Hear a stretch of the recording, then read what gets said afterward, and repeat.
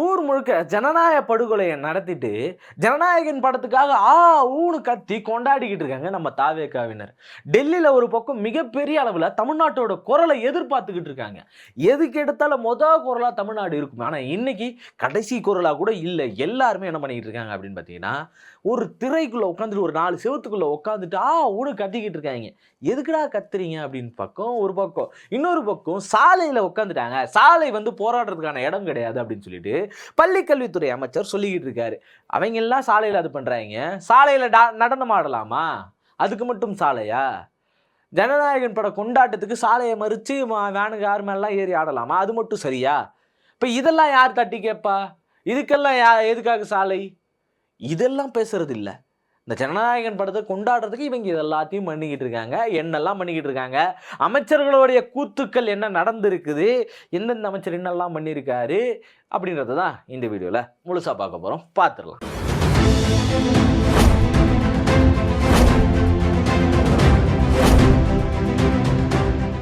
வணக்கம் அன்பே தமிழ் சொந்தங்களே.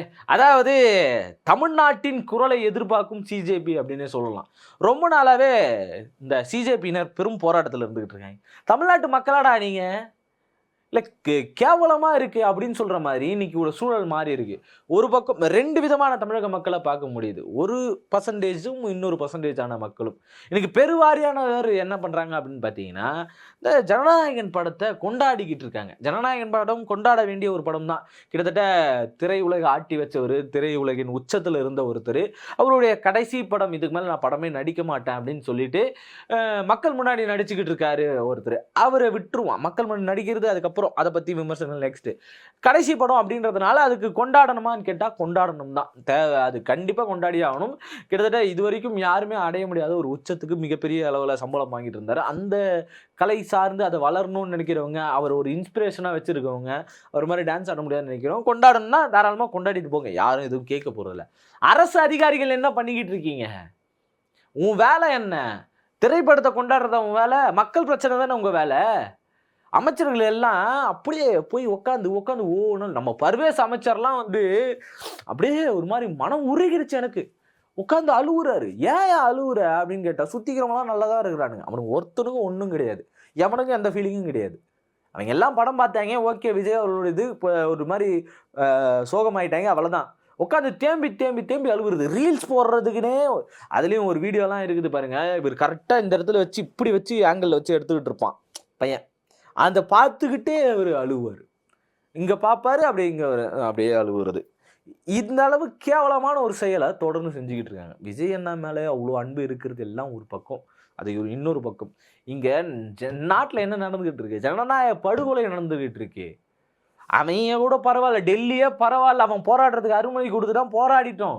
இங்கே அனுமதியே கொடுக்க மாட்டாங்க தாவேக அரசு. கிட்டத்தட்ட பிஜேபியோட மோசமான ஒரு அரசா, பாஜக விட மோசமான அரசா இங்க தாவேகா செயல்பட்டுக்கிட்டு இருக்கு. டிவிகேவினர் செயல்பட்டுக்கிட்டு இருக்காங்க. அவங்க எல்லாம் ஒரு கண்மூடித்தனமான ஒரு மோடி அவர்களுக்கு நம்பிக்கிட்டு இருந்தாங்க. இங்க அதே மாதிரி கண்மூடித்தனமா ஒரு திரைக்குள்ள இருந்துகிட்டு அவங்க பாட்டுன்னு கத்திக்கிட்டு இருக்காங்க. வேற லெவல் கொண்டாட்டம். காலையில இருந்து ஆள் இல்லை, அதுக்கப்புறம் தான் கொண்டாடுறாங்க. நைட்டெல்லாம் ட்ரோன் ஷோ போடுறாங்க. ட்ரோன் ஷோ ஈசிஆர்ல ட்ரோன் ஷோ நடக்குது. போராட்டம் பண்றவன நைட்டோட நைட்டா அரெஸ்ட் பண்றீங்க. போராட்டம் பண்ற அனுமதி கேட்கிறவனுக்கு அனுமதி கேட்டிருக்காங்க, அனுமதி கொடுக்கல. நீ எப்படி அனுமதி கொடுக்க முடியாதுன்னு சொல்லிட்டு ரோட்ல உட்கார்றாங்க. இது எங்களோட பிரச்சனை, உங்க வீட்டு பிரச்சனை கிடையாது. நீங்கெல்லாம் என்ன பண்ணுவீங்க? ஏன் நீட்டு தான் படிப்பா, மருத்துவம் மட்டும் தான் படிப்பா, அதை விட்டா வேற இல்லையான்னு கேட்டு போற ஆள் தான் நீங்க. விஜயனாலாம் அப்படிதான் பேசினாரு.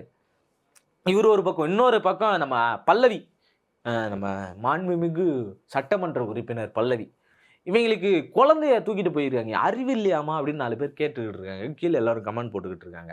ஏன் அப்படின்னா, குழந்தைய தூக்கிட்டு படத்துக்கு போய் சர்டிஃபிகேட் கொடுத்த படம் 16 வயசு 17 வயசு 18 வயசு இருந்தாலும் உள்ள விடக்கூடாது. 18 வயசு முடிஞ்சு 19 வயசு ஆனாதான் அவங்களை உள்ளேயே விடணும். ஆதார் கார்டு கேட்டு வெளியே நிற்க வச்சுட்டு இருக்காங்க. இதெல்லாம் ஒரு பக்கம் இருக்கும்போது, இன்னொரு பக்கம் இவரு நம்ம கை குழந்தைய முழுசா 6 மாசம் கூட ஆகல, அந்த குழந்தைய தூக்கிட்டு போயிருக்குது படம் பார்க்க. ஏமா உங்களெல்லாம் என்ன இருக்குது, மண்டையில் ஏதாச்சும் இருக்குதா அப்படின்ற கேள்வி எல்லாருக்குள்ளேயும் வந்துக்கிட்டு இருக்கு. மண்டைக்குள்ளே ஏதாச்சும் கொஞ்சோண்டு இருந்துச்சுன்னா, நீ விஜய் ஃபேனா இருந்துட்டு போ, யார் உன்னை கேட்டா? அங்கே இருக்கிற அந்த சவுண்ட் ஊஃபர்ஸு, சவுண்ட்ஸு, அதெல்லாம் கேட்டால் அந்த குழந்தையோட நிலை என்ன ஆகுறது? ஜவ்வு அறுந்து போயிடும், காது கேட்காம போயிடும், இதய துடிப்பு இன்னும் பலமாயிடும், இதயம் வீக் ஆகும். இதெல்லாம் ஒரு குழந்தைக்கு இருக்கக்கூடிய பேசிக். சத்தம் அதிகமாக இருக்கிற இடத்துல 2 வயசு 3 வயசு குழந்தைகளே கூட்டின்னு போகாதீங்கன்னு வைங்க. அதுங்களே உட்காந்து ஓன்னு அழுதுகிட்டு இருக்கும். இப்படி எடுத்துட்டு போறது கேவலமான செயலா இல்ல? இது ஒரு பக்கம். இன்னொரு பக்கம் அருண்ராஜ் அவர் நேத்தெல்லாம் சொல்றாருங்க. என்ன சொல்றாரு அப்படின்னா, எப்பப்பா எனக்கு அரசு வேலை இருக்கு. நான் எப்போ பார்த்தாலும் ஷோ நான் போய் பார்த்துருவேன். ஃபர்ஸ்ட் ஷோ நான் பார்த்துருவேன். First day first show. Rajini ரசிகரா இருந்தா அப்பயும் அப்படிதான் பண்ணேன்.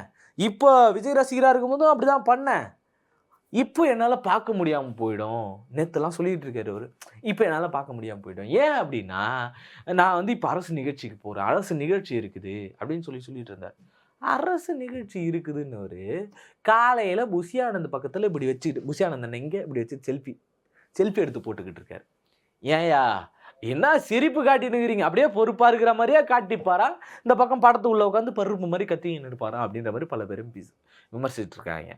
புஷி ஆனந்தன் ஒரு பக்கம் நீர்வளத்துறை அமைச்சர், இங்க என்ன நடக்குதுன்னே தெரியல.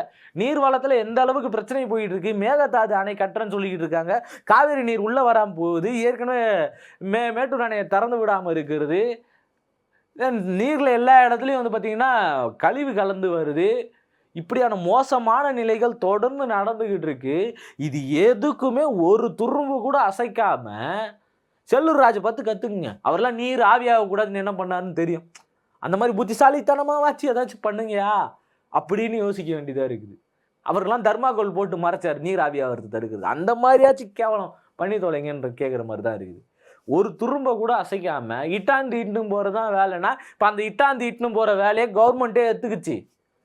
போலீஸ்காரங்க நிற்கிறாங்க, அவங்களே பார்த்துக்கிறாங்க. இப்போ அந்த வேலையும் கிடையாது உங்களுக்கு. அப்புறம் என்ன இந்த மக்கள் பிரச்சனை என்னைக்கு தீர்த்து வைக்க போறீங்க அப்படின்ற கேள்வி எல்லார் மத்தியிலும் இருக்கு. எதுக்குமே இது வரைக்கும் வாயை திறக்காம இருக்கிறாங்க, எதுக்குமே இன்னும் பேசாம இருக்காங்க. மக்கள் பிரச்சனையா இருந்துகிட்டு இருக்கு. ஜனநாயக படுகொலைன்றது தொடர்ந்து நடந்துகிட்டே இருக்கு. இங்க போராட்டம் பண்றது நம்ம இந்த அமைச்சர் தான் ரொம்ப அப்படியே பயங்கரமான ஆளு, நம்ம ராஜ்மோகன் அமைச்சர் அவர்கள். அவர் என்னன்னா, போராட்டம் நம்ம உரிமை, நம்ம போராடணும், போராடி தான் ஆகணும். பரவாயில்லையே மனுஷன் நல்லா பேசுறானே, அப்புறம் ஏன் போராட்டத்துக்கு மறுத்தான்? ஏதாச்சும் தெரியாம நடந்திருக்கோம், உடனே பார்த்துருவோம் அப்படின்னு சொல்லி முழுசா பார்த்தா குழந்தைங்க போய் ரோட்ல உட்காந்துட்டாங்க. குழந்தைங்களாப்பா, நீங்க தான் குழந்தை மாதிரி நடந்துகிட்டு இருக்கீங்க, சுயநலவாதிங்க, பக்கா சுயநலவாதிங்க. குழந்தைங்க கூட கொஞ்சம் இறக்க மனசு இருக்கும், கொடுத்துரும். குழந்தைங்க ரோட்ல உட்காந்துட்டாங்க. ரோடு போராடுறதுக்கான இடம் கிடையாதான். இப்போ தாவே காலையெல்லாம் என்ன பண்ணிக்கிட்டு இருக்காங்க, ரோட்ல மறிச்சு படம் கொண்டாடுறன்ற பேர்ல முழுக்க கண்மூடித்தனமா கொண்டாடிக்கிட்டு இருக்காங்க. ட்ரோன் ஷோ காட்டுறீங்க, அதெல்லாம் அதுக்கெல்லாம் மட்டும் ரோடு இருக்குமா? இப்படி பல கேள்விகள் உள்ளுக்குள்ள குமுறிக்கிட்டு இருக்கு. ஒரு பக்கம் சிஜேபி எல்லாம் வடக்கெல்லாம் மாசு, தமிழ்நாடு வேஸ்ட்ன்ற மாதிரி இப்போ எல்லாரும் மீம்ஸ் போட ஆரம்பிச்சிட்டாங்க. தமிழ்நாடு எல்லாம் ஜோக்கர்ஸு, வடக்கன் பாருங்க ஃபயரா இருக்கானுங்க அப்படின்னு சொல்லிட்டு. அப்படியே நேர் ஆப்போசிட்டா இருக்கு. தமிழ்நாடு தான் எதுக்கு எடுத்தாலும் முதல் குரலா இருக்கும், அநீதிக்கு எதிரான முதல் குரலா தமிழ்நாடு இருக்கும்னு. ஆடா பாவீங்களா, ஒரு குத்துப்பாட்டு போட்டுக்கிட்டு இத்தனை நாள் சமூக நீதினு சொல்லி ஊர் முழுக்க ஏமாத்திட்டீங்களாடா.